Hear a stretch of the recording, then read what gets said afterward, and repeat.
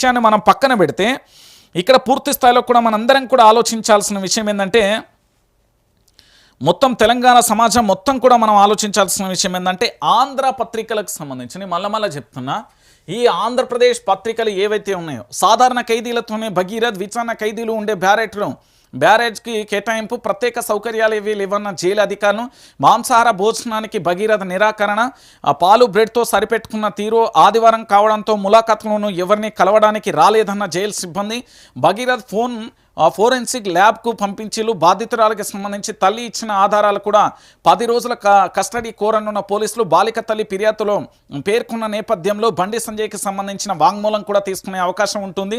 ఇటు పూర్తి స్థాయిలో కూడా బండి సంజయ్ని బర్తరఫ్ చేయాలి, కేంద్ర మంత్రి పదవి నుంచి కూడా తొలగించాలి, నిష్పక్షంగా ఫోక్సో కేసును నీరుగార్చేందుకే సీఎం కుట్ర అంటూ కూడా ఇక్కడ జరిగింది. సో ఈ ఆంధ్రప్రదేశ్ పత్రికలకు సంబంధించి ఏంది అంటే వాళ్ళ బ్రేకింగ్లు మామూలుగా లేవండి. అసలు ఈయన తెలంగాణ ఉద్యమకారుడా, లేకపోతే భారతదేశానికి స్వాతంత్రం తెచ్చిన యోధుడా, లేకపోతే ఈ తెలంగాణ సమాజంలో పూర్తి స్థాయిలో ప్రజా సమస్యల మీద పోరాటం చేస్తున్న యోధుడా అన్నట్టుగా ఈ ఆంధ్రప్రదేశ్ పత్రికలు కానీ ఆంధ్రప్రదేశ్కు సంబంధించిన ఛానళ్ళు కీర్తించే ప్రయత్నం చేస్తున్నాం. బహుశా ఆ బండి భగీరథ కన్నా కన్నీళ్ళు ఉన్నాయో లేవో నాకు తెలియదు, కానీ ఆంధ్రప్రదేశ్కు సంబంధించిన ఆ పత్రికలు మాత్రం వలవల ఏడుస్తున్న పరిస్థితి కనబడుతుంది. నేను చెప్తున్నా, ఈ తెలంగాణ గడ్డ మీద ప్రతి ఒక్కరికి ఒక అంశాన్ని చెప్తున్నా. ఇది వైఆర్టీవీ వేదికగా నేను చాలా స్పష్టంగా చెప్తున్నా. హెచ్చరికనే అనుకోర్రి, కబడ్దారా అనుకోర్రి, లేకపోతే ఇంకేదన్నా అనుకోర్రి. ఫస్ట్ తెలంగాణ సమాజంలో ఉన్న ప్రతి ఒక్కరు కూడా శాటిలైట్ పెట్టే ఆలోచనలు పెట్టుకోరి. ఆంధ్రప్రదేశ్కు సంబంధించిన ఛానళ్ళే ఉన్నాయి. ఏబిఎన్ ఆంధ్రోలదే, టీవీ5 ఆంధ్రోలదే, టీవీ9 ఆలేదే, మొత్తం ఆంధ్రోల ఛానళ్ళే ఉన్నాయి. మీరు మహాన్యూస్ ఆంధ్రోలది ఏ ఛానల్కు పోరి. మనకు ఒక ట్యూ న్యూస్ V6 ఉన్నది. ఇక V6 అంటే మన వివేక్ కాక ఎక్కడ అధికారంలో ఉంటే వాళ్ళకే భజన పడతాడు, అందరికీ తెలిసిన విషయం. ఇక ట్యూ న్యూస్ అంటే తెలంగాణ ప్రాంత పక్షాన ఉద్యమ ఛానలు, దాంతోపాటు ఇప్పుడు ప్రస్తుతం ఎప్పుడు కూడా విపక్షంగా ఉంటుంది కాబట్టి ఇంకా కూడా ఛానళ్ళు రావాల్సిన అవసరం ఉంది. తెలంగాణ సమాజాన్ని మేల్కొల్పాల్సిన అవసరం ఉంది. నేను మళ్ళీ చెప్తున్నా, ఆంధ్ర ఛానల్ను కట్టడి చేయాలంటే తెలంగాణలో ఛానళ్ళ అవసరం చాలా ఉంది. ఇక్కడ ఉండే రియల్ ఎస్టేట్ వ్యాపారులు కానీ, పారిశ్రామికవేత్తలు కానీ, దాంతోపాటు ధనవంతుల కోటగిరికి అంటే కేటగిరీ వాళ్ళ ఏదైతే కోటరీ ఉంటుందో లేదా కేటగిరీ ఉంటుందో వాళ్ళకి సంబంధించిన అంశాలకు సంబంధించి ఎవరెవరైతే ఉన్నారో శాటిలైట్ ఛానల్ అనేది చాలా అవసరం ఈ తెలంగాణ సమాజానికి. నేను మళ్ళీ చెప్తున్నా, ఊకే ఆంధ్రోల పేపరు, ఆంధ్రోల ఛానలు అంటే వాళ్ళు పెట్టుకున్నారు భయ్. అప్పుడున్న పరిస్థితులలో రాజకీయ వ్యవస్థ వాళ్ళకి అండదండలు ఇచ్చింది, పెంచి పోషించింది, ఇప్పటికీ పెంచి పోషిస్తున్నాయి.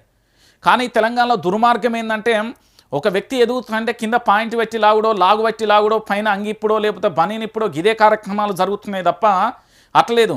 అదే ఆంధ్రప్రదేశ్కు సంబంధించిన ఛానల్ పాయింట్ అయితే ఇంకా కాస్ట్లీ పాయింట్లు కొనొచ్చుడు, కాస్ట్లీ డ్రెస్సులు కొనొచ్చును, వాళ్ళని అద్భుతంగా కూడా పెంచి పోషిస్తున్నారు. కానీ ఇక్కడ తెలంగాణలో మాత్రం అలాంటి పరిస్థితి లేదు. ఎందుకు అంటే వాళ్ళని అనే ముందు మనం ఇంకొక అంశాన్ని కూడా ఆలోచించాలి. వాళ్ళ ఛానల్ ఏది మనం ఎందుకు ఛానల్ పెట్టకూడదు?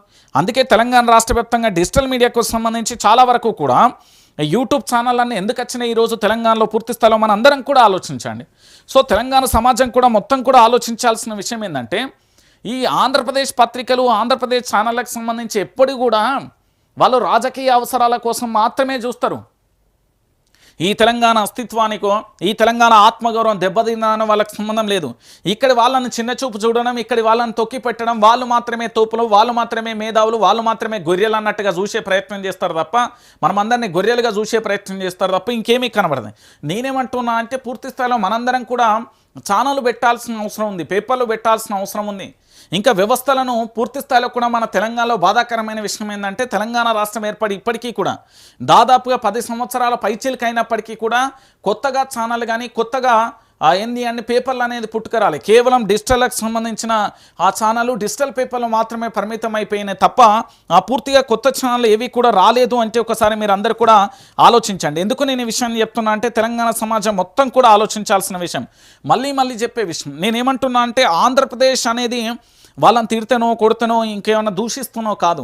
మన తెలంగాణ రాష్ట్రంలో మనల్ని మనం రక్షించుకోవాలన్నా, తెలంగాణ రాష్ట్రానికి సంబంధించి మనకు మనం పూర్తి స్థాయిలో కూడా ఎదుగుదల జరగాలన్నా, ఈ తెలంగాణ రాష్ట్రంలో పూర్తి స్థాయిలో కూడా ఏం జరగాలన్నా కూడా ఆంధ్రప్రదేశ్కు మించిన ఛానళ్ళు ఉండాలి, ఆంధ్రప్రదేశ్కు మించిన పేపర్లు ఉండాలి.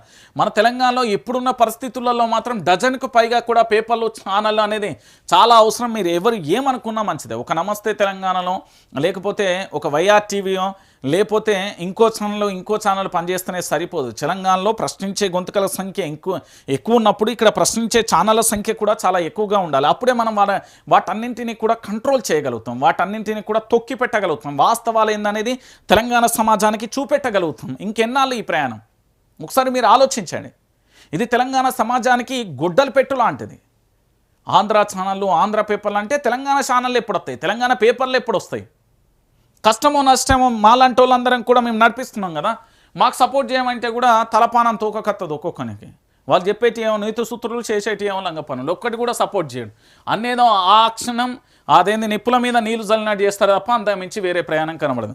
సో ఇప్పుడు ఈరోజు బండి సాయి భగీరథకు సంబంధించిన కేసు ఏదైతే ఉందో అతన్ని సక్సెస్ఫుల్గా పోలీస్ స్టేషన్ దాకా తీసుకురాగలిగింది కేవలం